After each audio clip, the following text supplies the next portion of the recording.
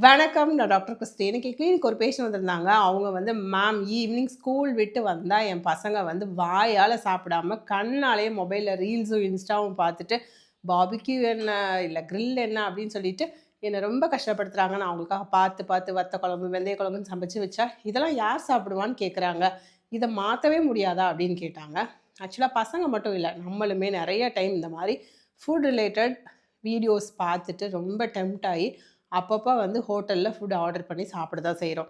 இது ரொம்ப மோசமான ஒரு விஷயம். நம்ம மேக்ஸிமம் ஹோட்டல் ஃபுட் அவாய்ட் பண்ணிட்டு, வீட்டில் அறுசுவை உணவை சமைச்சு சாப்பிட்றவங்க நம்ம மக்கள் தான். ஏன்னா, எல்லா சுவையும் கசப்பும், துவர்ப்பும், புளிப்பும் சேர்ந்த உணவுகளும் நம்மளோட டைஜஸ்டிவ் என்சைம்ஸை வந்து ஆக்டிவாக வச்சுருக்கிறதுக்கும், அசிமுலேஷனுக்கும் எல்லா சுவைகளும் முக்கியம் அப்படிங்கிறத உணர்ந்து, இந்த அஜினமோட்டோ அந்த மாதிரி கண்ட கண்ட ப்ரிசர்வேட்டிவ்ஸும் கலரிங்ஸும் ஃபுட் கலரிங்ஸும் போட்ட உணவை அவாய்ட் பண்ணிவிட்டு ஹெல்த்தியாக சாப்பிடணும் அப்படிங்கிறது தான் இந்த பதிவோட நோக்கம். தேங்க்யூ.